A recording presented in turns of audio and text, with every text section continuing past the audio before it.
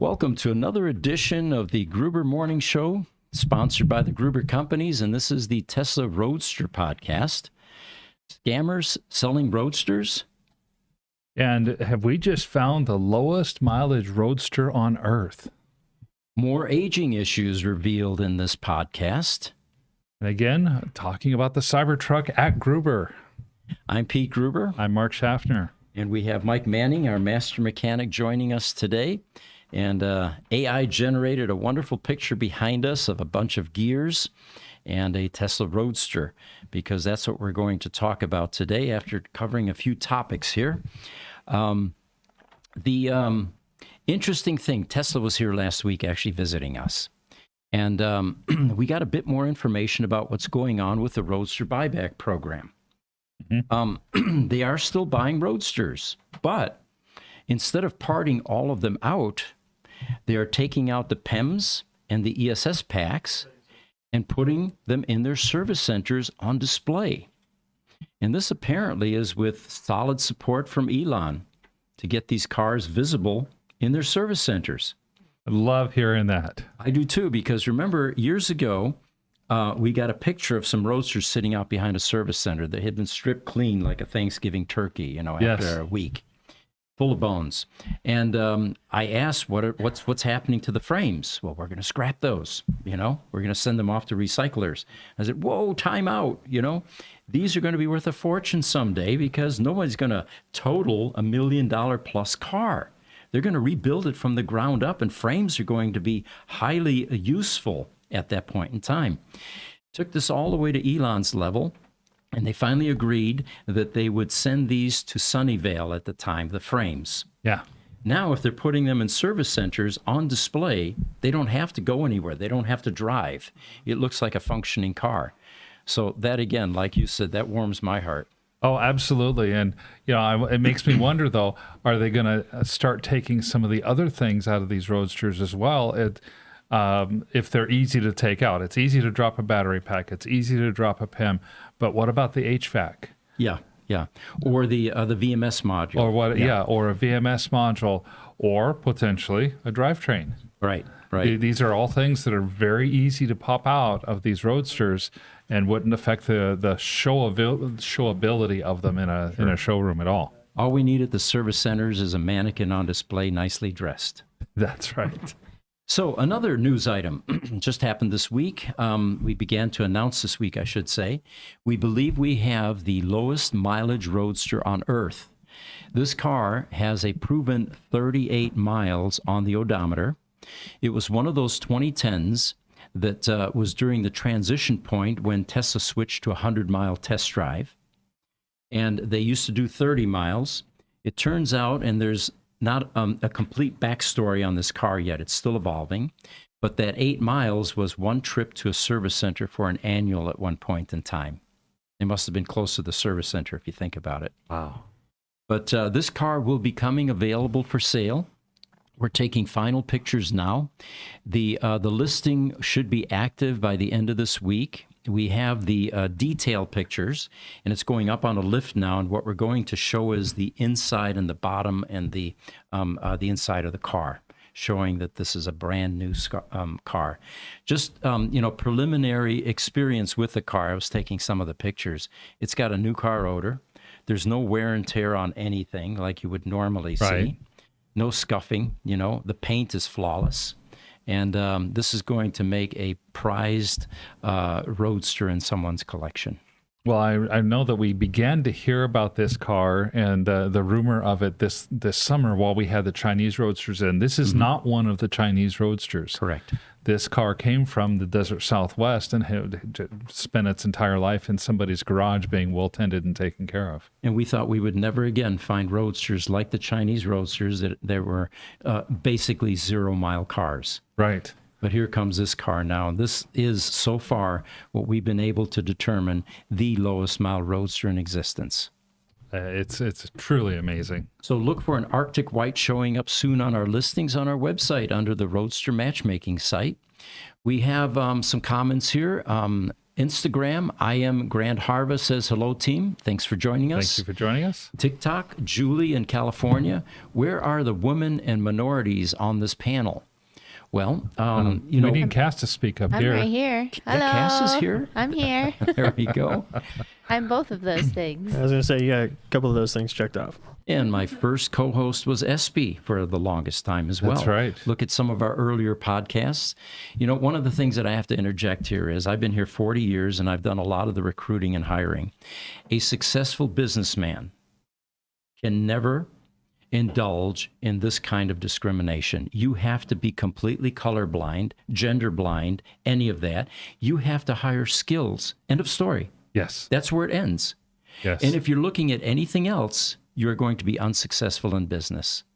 I completely agree with it.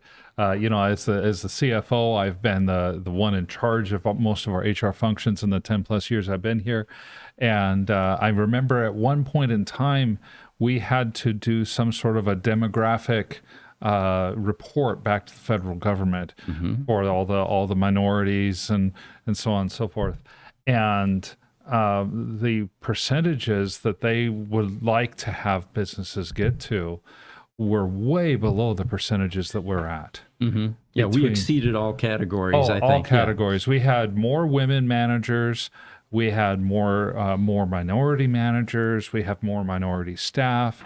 And it's because, like you said, we don't look at gender or color of the skin or national origin or any of that Or stuff. religious affiliation. We look at skills. We look at There's nothing skills. else.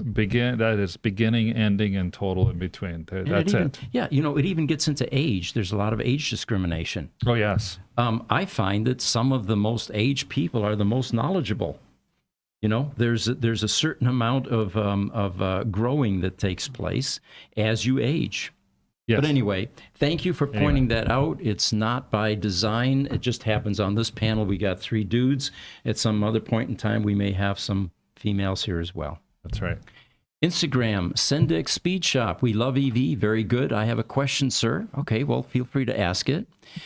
TikTok, Junk Wax Gods.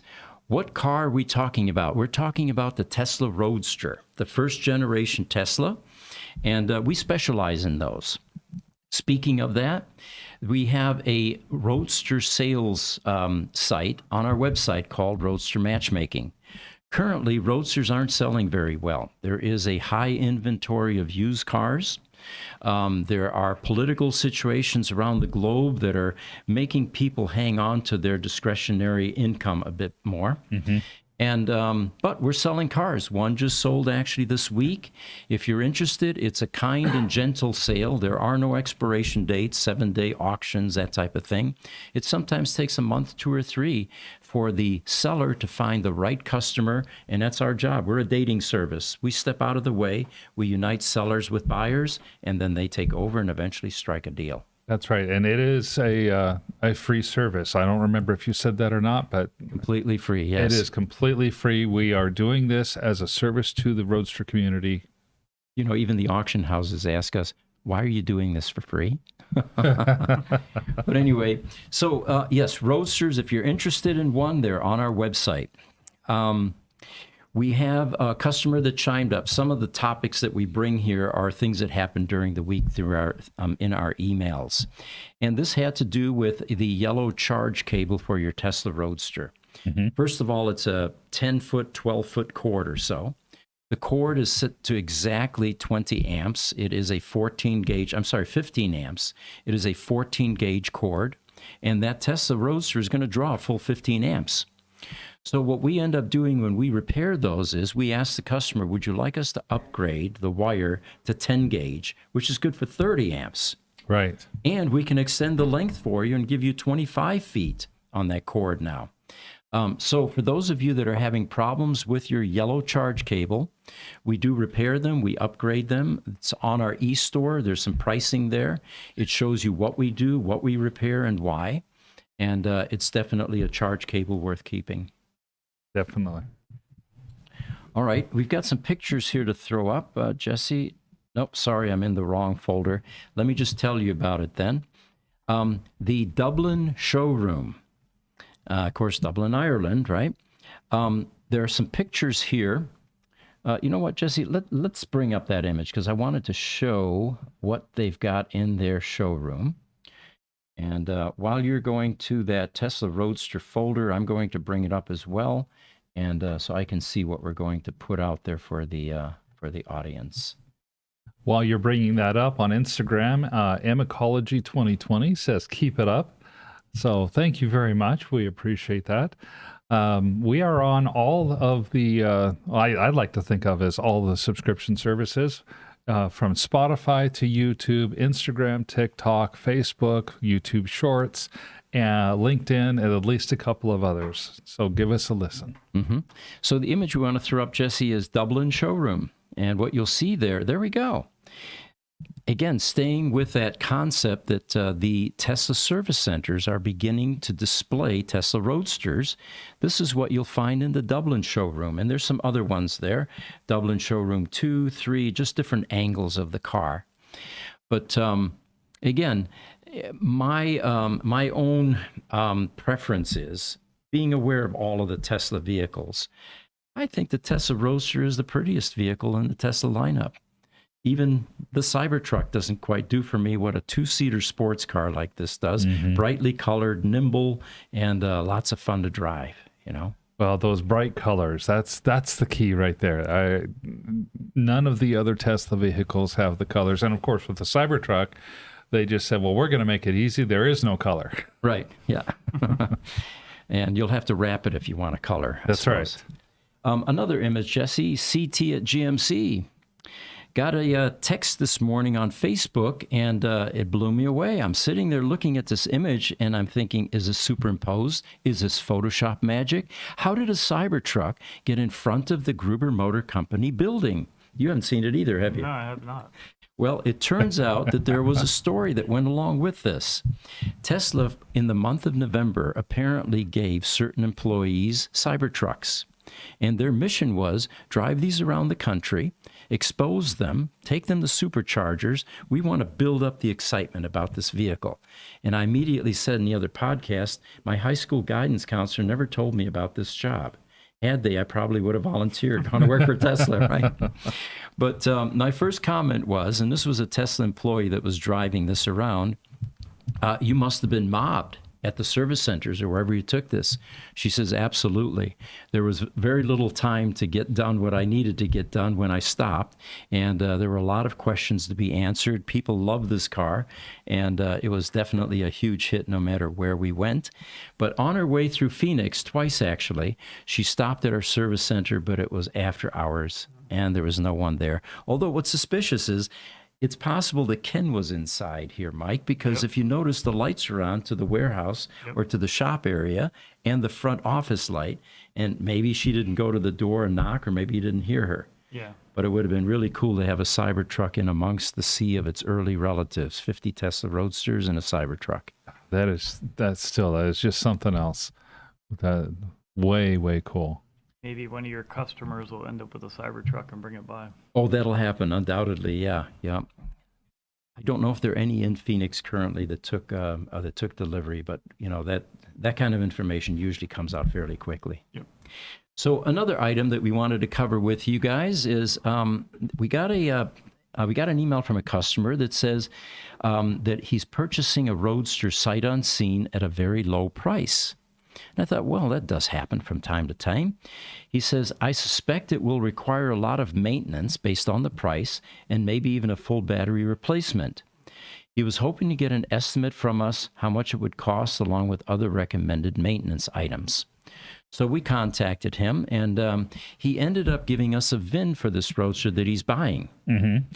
And bless her heart, Miranda looked at the number. She says, wait, that's a Roadster that's here.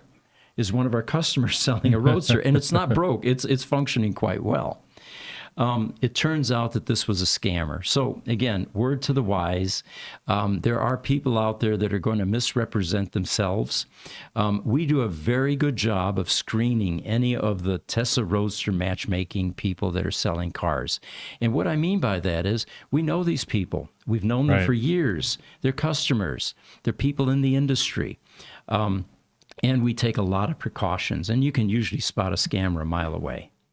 So out on the Roadster matchmaking site, this would not have happened, but as it turns out, it did turn out to be a scam, and we protected this customer from making a needless purchase and losing a bunch of money.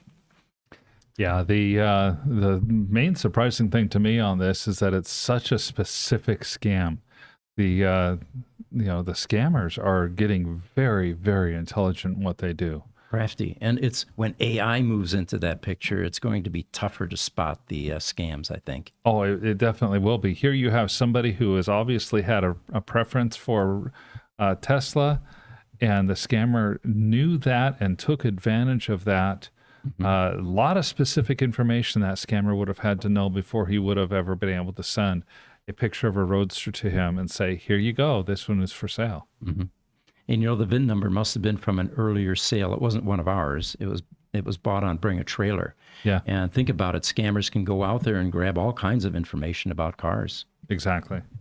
Another picture we want to bring up, Jesse, and then we'll get to the mechanical portion here shortly. I'm pretty excited about this part. It is called Foreman-1. And you've probably seen the infomercials, right? George Foreman sitting there flipping a burger or something and by his grill and all that, right?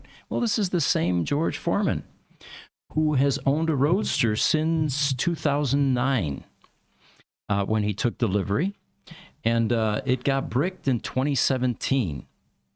This Roadster is for sale on the Haggerty auction site, which, by the way, they own Bring a Trailer, so I'm not sure why they went or why they didn't put it on Bring a Trailer.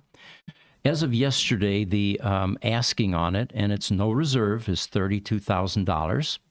It does have some issues, though. It's been inoperable since 2017, in other words, brick battery. There is also a mileage discrepancy. It was originally listed as a 447-mile Roadster. It turns out that there is a Carfax report that takes issue with that.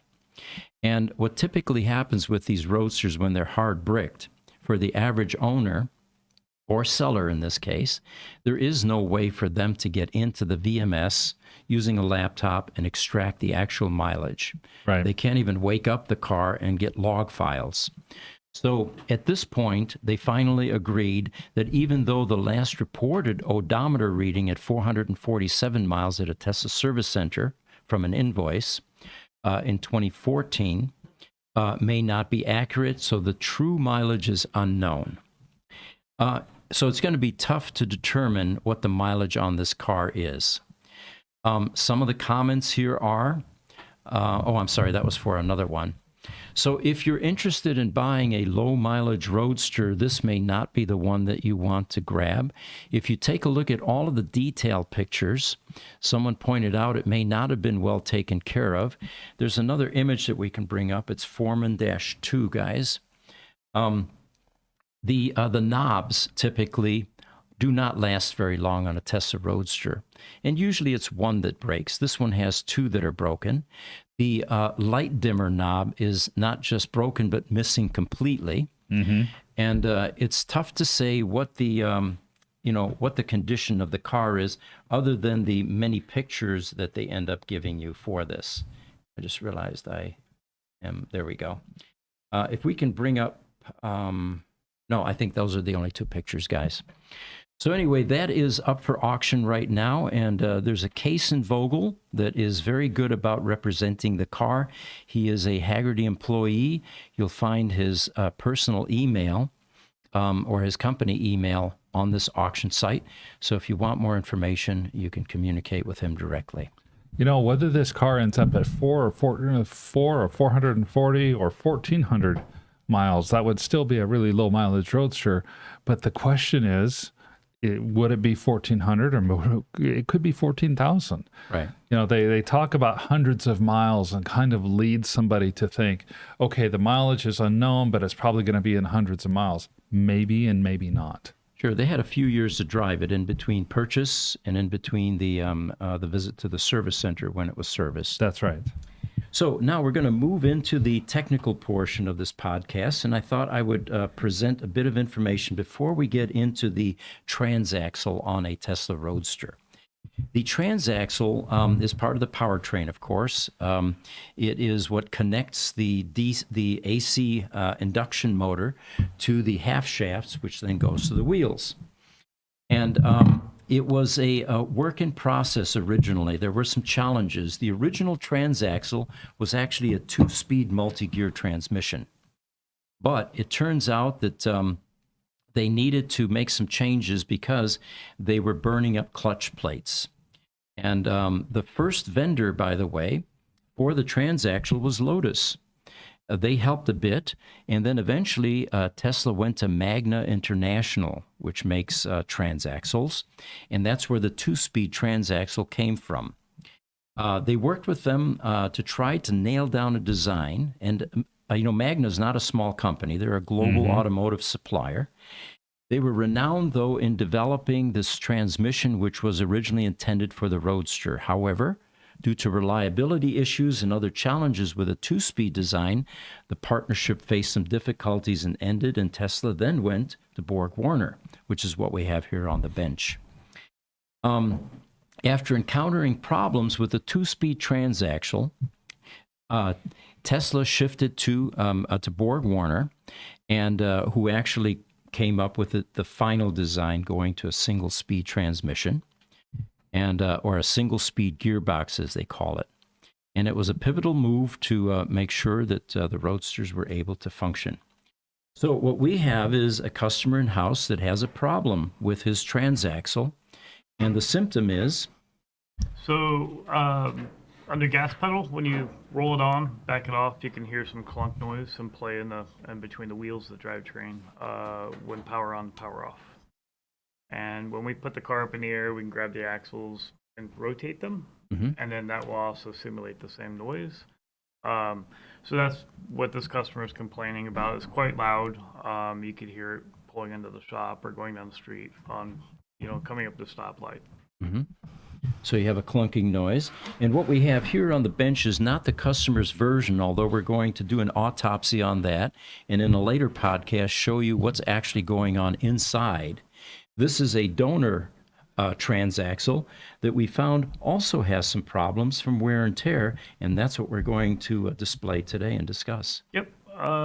So you're talking about the coupler that goes from the electric motor to the gearbox. This is what the coupler is. Basically, it also can be used as a fuse. If you put too much torque down, this is going to break before you break anything, hopefully internally. And this was a new term for me, being an electronics engineer. This is a mechanical fuse. There is 2 pieces of steel here with spline shafts, and then there is a phenolic material about 1 inch thick in the middle of this, and that's what would then basically give way. Yeah, kind of like in a manual transmission car, the clutch would be the mechanical fuse on that, so that's how that works. And the 3-phase AC induction motor has a spline shaft on it, just like this receiver here.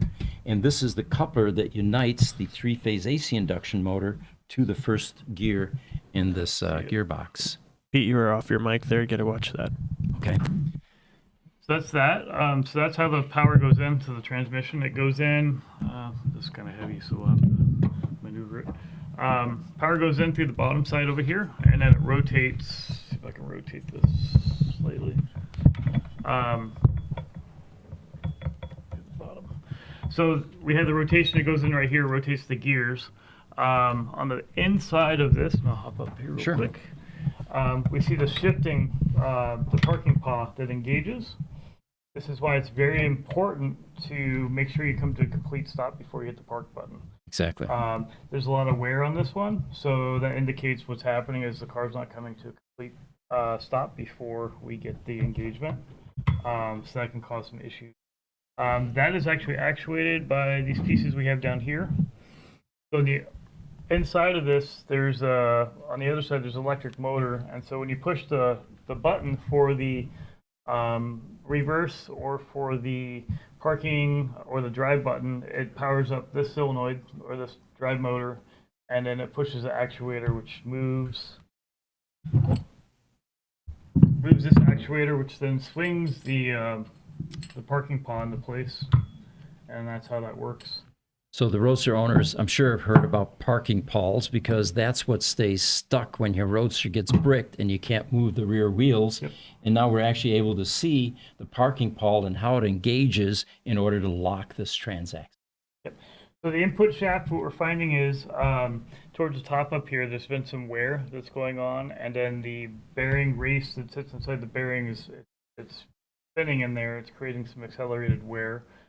I guess there was two different types of these originally. One was built, I think it's 211 foot-pounds, and this is up to 280 foot-pounds, depending on the different motors or the different transmissions. I had just found some information on that. Mm-hmm. This is the differential, so it's open diff, and let's see if we can pull that out.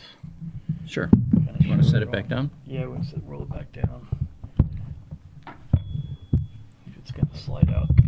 By the way, since he's taken this apart, I am marveling at the ingenuity and the complexity and the machining involved in what's inside this Transaxle. Beautiful bearings, smooth as silk in most cases, except for the parts that are compromised. And this is, we can see the wear right here on the, where the race is spinning inside instead of actually the bearing. So what And Mike then- is pointing to there is a large bearing inside here, and this is actually spinning inside the bearing rather than coupling. There we go. Yep, there we go. Here's the inner race, and then this is just basically spinning inside. And so that's going to create clearance issues, it's going to create noise, and then it's created a wear issue on the input. So you had mentioned that one of the things that may be causing the wear on that initial gear shaft with the spline Yep. is the spirited driving that often takes place with Roadsters. Yes, so if you take off quite a bit on stoplights, which is always fun to do, Right. you can put a little bit of torque on there. If we have some play going on the bearing right here, obviously that's going to cause it to walk a little bit.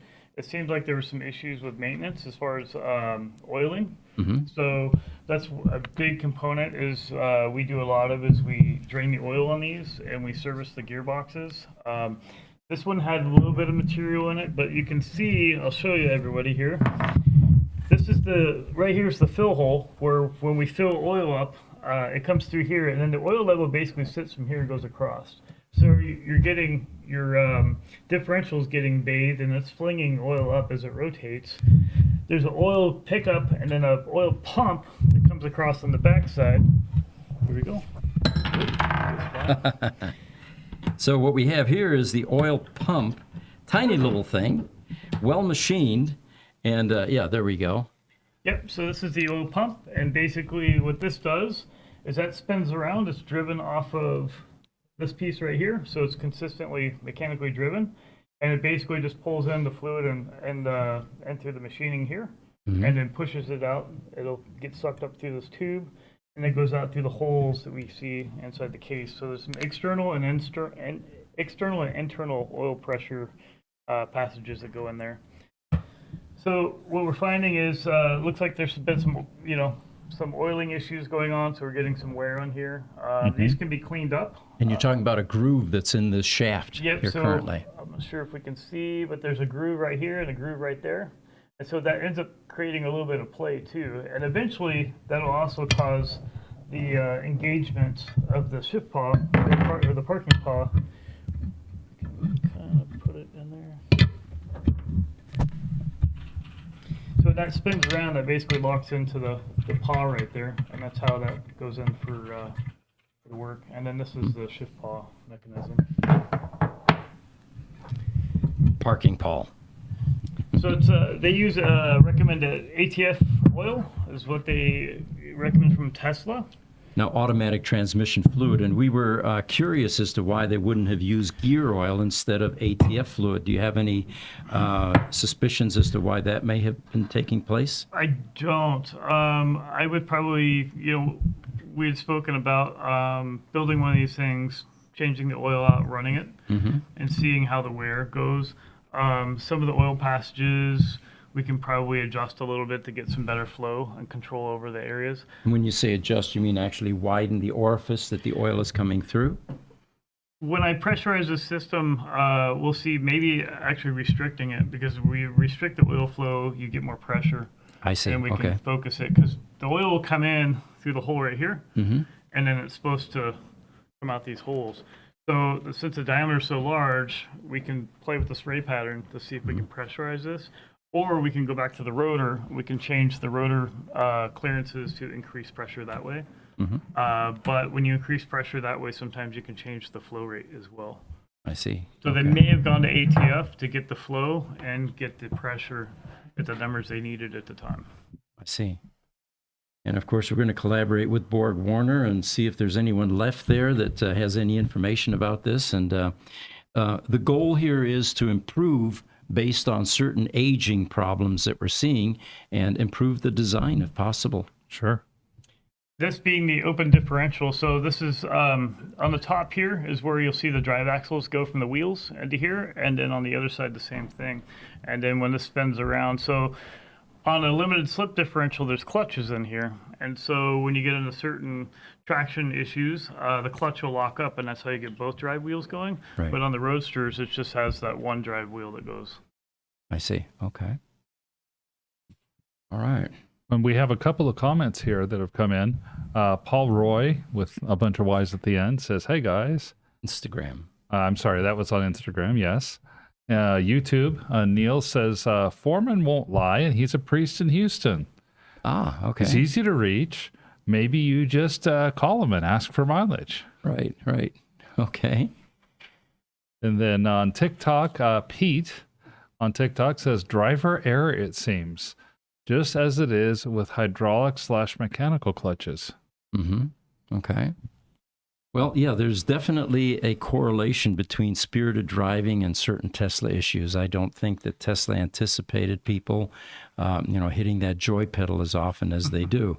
We have cracked motor mounts, for example, on the Model S's. It's a quite common repair. Yes. And one might argue and say, well, that aluminum, cradle is undersized, but I don't think they were anticipating the amount of torque that those things are able to deliver. Well, and we know that cast aluminum, like what's on that cradle, is actually close to 3 times stronger than the equivalent steel. So it's not like they didn't think that it was going to have some torque, just not quite that much. All right. So any of you that want to chime in or have any questions about this Transaxle, feel free to do so. As always, we post these videos on our YouTube channel. They oftentimes become sales tools later on, and we refer customers to them. So if you didn't get your questions answered in this session, feel free to email us at ev@gruber.com, and we'll certainly report some more on how the aging issues with this are beginning to be resolved. Excellent, Mike. Is there anything else you can tell us about this beast? Just, we got to make sure that we get the oil changed out. So while we figure out what's going to be the best path forward, make sure we always check the oils, make sure it's fresh in there. If your vehicle's making clunking noises now, maybe not try and race the BMW next to you at the streetlight. Chill with the joy pedal, yeah. Just monitor it, and I would assume that guys that are running a little bit more track tire, it's either a little bit bigger, wider tire, or stickier tires may accelerate that issue because you get more grip, right? So it's going to put more strain on the components in here. So just something to kind of, as you play harder with it, we just want to make sure that we keep the maintenance up there with it as well. Now you had mentioned there are a couple of magnets inside the enclosure. Yep, so right next to the oil pickup, it's kind of buried in there, it's hard to get to. There's a magnet that sits at the bottom, and that will pick up any sort of debris. On the drain plug on the bottom of the case, there's also a magnet in there. And that's when the customer's car, we drained that oil, and it was like holding a gold pan. It was all the flakes and stuff had kind of gone in there, so that kind of told us partial story. It's when we get it apart, get it out of the vehicle, we can kind of see further. On this particular unit, I see that there's a label right here that has numbers etched into it. Do we know what that is? Is that a part number or? So I've been kind of looking at that. These are all matched, it seems, on all these components. So I think what they did is they balanced everything and machined all the gearing. So it Okay. matched to a single unit, to a case. Okay. And then these are the flashing for the manufacturer of the casing, because you'll have another piece to it, and then you have the bottom piece. Okay. So this would be from the manufacturer of the case, and Yes. this right here would be somebody at Tesla that probably etched in those numbers. Yes. Yep. Cool. Thank you. So they gave him casting instructions then, in other words. Yeah. Yeah, the other interesting thing too is the hose is actually pretty good shape, but they put a worm drive clamp on there Really, inside? inside. Yeah. Yeah, so that's Wow. that's something that hopefully we never see an issue with down the road. Right. This stuff does pretty well. These are in a lot of fuel pumps and a lot of gas-powered cars. Mhm. It's just a strainer that they run for that as well, which is good. It'll keep the oil pump clean. So a fix for something like this then, where you have some compromised dimensions, would be grinding it down or polishing, you had mentioned? Depending on how bad this is, yeah, we can polish it down. And then once it's polished down, we get an oversized bearing on the Okay. inner race, and then make sure everything was in clearance for reassembly. And then the bearings are cast into the, or pressed into the casting. So yes, they can be. Some can be pressed in. Some will, you can freeze the case and then reheat the case up, freeze the bearing, and it'll drop right in. Gotcha. So you don't need to use a press. It depends, because it's such a large surface area and the casting is thin. If we put a press on there without doing it correctly, you can actually crack the casing. I see. Very careful when we reassemble that. The other notable thing is we see, and this is not necessarily on Tesla, but in the motorcycle world, they have something very similar to this for the gear shift mechanisms, and they use the same type of spring. Mhm. In motorcycle world, these springs like to crack. And, Oh. and then you get this piece drops down, floats around, and it'll go through the gears. This is how you get on a motorcycle and it doesn't want to shift correctly. Most notably, this has failed. And then there's a piece bouncing around, just going in between the shift forks or in the gearbox. So- Chewing up the planetary gears, yeah. Yep. So that's one of the things, since this one we just took apart, I'm going to start taking a look and seeing the condition of these, making sure that they're in good shape. So when we put these back together, they're better than new. Mhm. So for the typical Roadster customer, the symptom that they would experience would be a clunking noise as they're shifting in and out, or going from park to drive. Yes. And of course, like you had mentioned, make sure that the car's completely stopped before you put that in park. Yes, make sure it's completely stopped. Usually, count to 1 or 2. You'll hear, so when you're sitting in the car, you can hit the button for putting it into gear, out of gear. You can actually hear the solenoid. I can hear it with Right. the window down. What we have here is a motor, and it looks like a DC brush motor. Is that right? Yep. It was coming out yesterday, but it looks like it wants to stay in today. Okay. And this is the part that then actuates the parking pawl. Yep. And that's our input. So the position sensor, which I think is where this is going to be at, that goes on top, and then the electric goes in. Gotcha. Okay. Like so. And Des on TikTok has a question for us, or a comment, and says, if you consult with Mike Mendeola in Southern California for Transaxle design, he is an off-road master. Well, thank you, Des. Yeah. Thank you for that tip. Mike Mendeola. All right. And looks like, looks like the only comment we have. So it's interesting that we were able to dive into this. And, there are other wear-related issues that we're seeing on the Roadsters. And, of course, they've been around for 15 years now. What would be the advanced stage of something like this? Or are we going to wait until we crack the customer's unit open and take a look to see what that severe clunking is all about? So I think the best part is now we understand, we see what the internals are, because at one point there was so much play in some of these. I thought it was a like a Toyota or a transfer case in a GM vehicle where it has the chains. Mm-hmm. So we thought that maybe there was a tensioner in these that was causing all that slop in there and the noise. But now we figured out it's gearing, so it'd be best now to pull the customers apart so we can see which part or bearing failed inside there to be making that. Mm-hmm. In the Roadsters that we get, are we changing the gear oil in these, or are we just simply checking them to see if there's any kind of debris on the magnets? So we do, when they come in, we check the level first, and then once we check the level and confirm it's full, then we drain the oil and replace it as part of our annual. Okay. And what we'll do is we'll talk to Borg Warner and try to get some information as to why they're using ATF, automatic transmission fluid, versus gear oil. All right. Mike, well, thank you for bringing this show and tell item. I'm sure there'll be more discussion about this.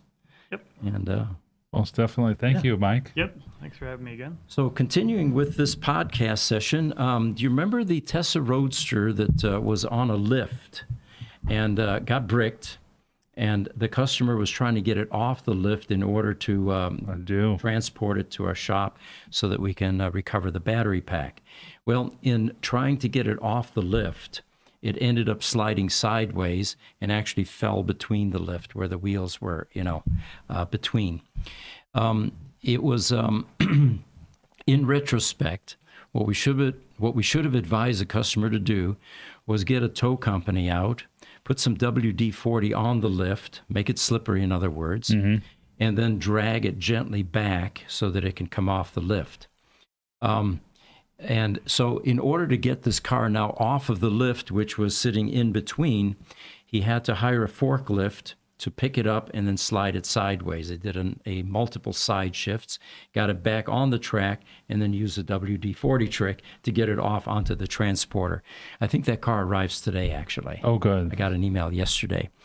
But again, it reinforces the importance of when your Roadster gets bricked, in other words, it won't take a charge anymore from the charge port door.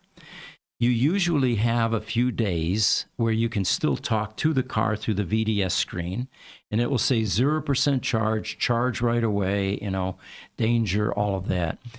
Put the car in tow mode. First, get a log file, of course, and we've got a newsletter out on our website that's basically says what to do if your Roadster gets bricked, and it'll walk you through all the steps. The reason that the log file is important, it tells us what's going on under the hood. Is it a resistive cell? What brick is affected? What sheet is affected? What were the errors leading up to it? Is it a PEM problem? Is it a charging problem? Was it your cable? So the final step, though, is make sure that you put it in tow mode and that you pull the service plug. And you do that in all cases except for a resistive cell, because in that case, it doesn't matter. That cell is going to drain that brick whether your service plug is pulled and the rest of the car is disconnected from the pack or not. Correct. But if there's any doubt, go to our newsletters, because we have plenty of information out there on what the steps are and how to do them, and it'll walk you through all of those. It'll certainly save some money later on, especially transport. Okay, we've got some other topics here. Jesse, if you can bring up in a folder called Seats. And what we're going to show you here is the level of service or quality that we get from an upholstery vendor. And my discussion here centers around it's very difficult for any company to excel in every single category when offering a broad range of service like EV repair. Now, obviously, what we're doing here, mechanical, it's vital that we do that in-house, and that's why we have people like Mike, and we have engineers for the electronics, and we have those skills in-house.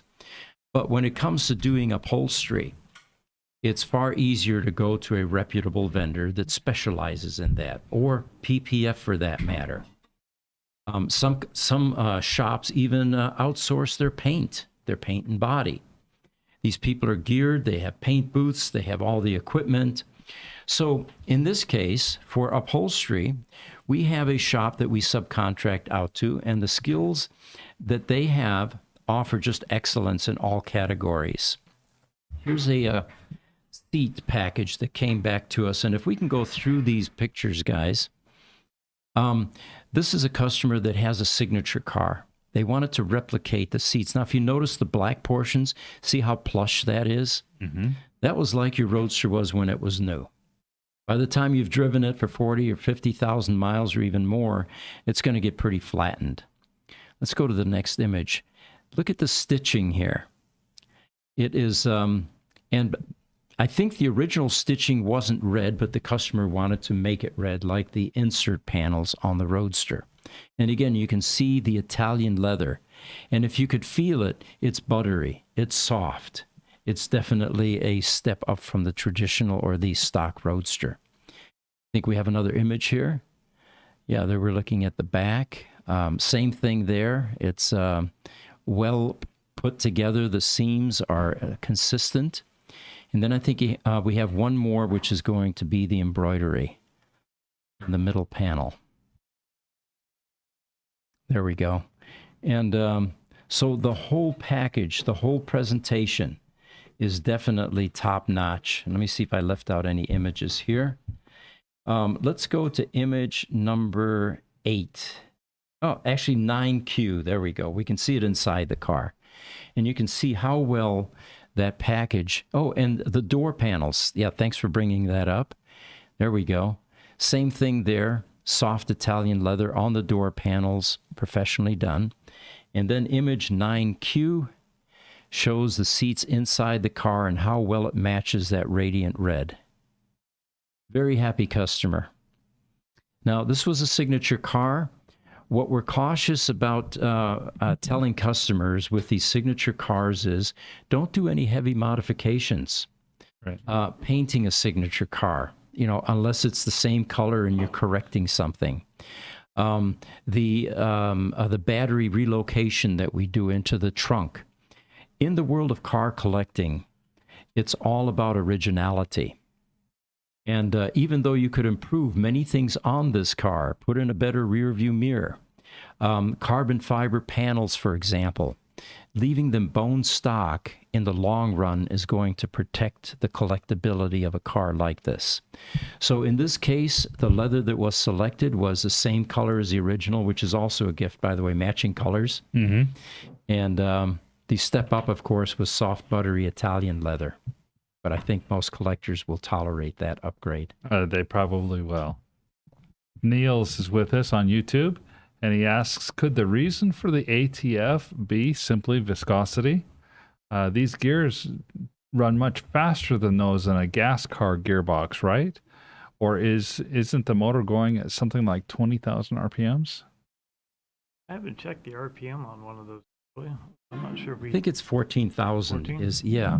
And that's one of the reasons that the Tesla Roadster is speed limited. The performance cars I've had, one of them was a 200 mile per hour car. Mm-hmm. You need a lot of gears to get there. Yep. Mm-hmm. In a Tesla Roadster, you've got one gear, and by the time you get, it's not like a motorcycle, By the time you get to the upper RPMs, you're just out of RPMs by the time you get to 130 miles an hour. I mean, I would think once you get much beyond that 14,000 RPMs, man, that's a lot of centrifugal force pulling on all these pieces. Yep. And if one little thing happens, lots of bad things could happen very, very quickly. Yes. That's why seeing the oiling issues kind of concerning to me, so we can kind of track that down to how that's happening and get that repaired. Mm-hmm. We can save a lot of Roadsters from some doom, because if one of these things comes apart, it's obviously going to take this case out at the same time. Yeah. So then at that point, we have to try and source cases, things like that. And sourcing cases may be a challenge if this was a proprietary one-of design, which hopefully it isn't. The Pantera, I mean, those guys are having to recreate gears when they have problems. Yep. All right, we've got another item here. It's regarding the Visium top. And we've tried to put those in stock from time to time. And what owners are beginning to realize is that sometimes there's a consistency problem. There's a vendor in Italy that is making these Visium tops. And one that was just recently purchased apparently has some fitment issues. And there were a couple of vendors or a couple of customers that chimed in about that. There were some panel gaps and some noise while driving. This is an aftermarket item. It's made out of Lexan or plexiglass, basically. Mm-hmm. And, probably a problem making a consistent product unless you have the machines, and these are low volume. The vendor sells, less than a half a dozen per year. So for those of you interested in the Visium top, eBay is one source that we're aware of. We have not developed a relationship with that vendor where we're selling them direct. But anyway, just an FYI for anybody thinking about the Visium top. And if any of you have ideas or suggestions, we'd certainly like to hear from you. If you have a Visium top, what has your experience been with that? All right, I think I'm coming to the end of the items here. I think we've covered everything. So again, these podcasts are aired every Tuesday after the EV podcast. And we are looking for engagement and Roadster customers and owners to chime in. Mm-hmm. In closing, is there anything else, Mike, that you'd like to share with the Roadster owners out there?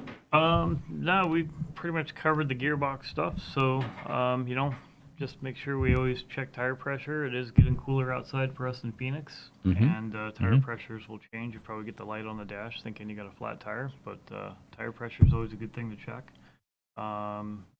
Make sure if you're going to go in for service, make sure they check the fluid and the transmission for you. Yep. Okay. And we're going to dive into the customer's Transaxle next, which has a lot more issues than this. And we'll report as soon as we get that opened up, and we can show you where the wear occurred and have some solutions for repairing this. Our goal is to have these on the shelf and have them ready for sale immediately so that you don't have to wait for a rebuild in order to get your Transaxle replaced or repaired. So every Wednesday, folks, we appreciate you joining us, and we will see you next Wednesday. And thanks for joining us, Mike Manning. Thank you for having me. Hold on. Thank you. So Tuesday. next Tuesday, Next Tuesday, not Wednesday. yeah. It used to be Wednesday, right? Yeah. All right. Yeah. So take care.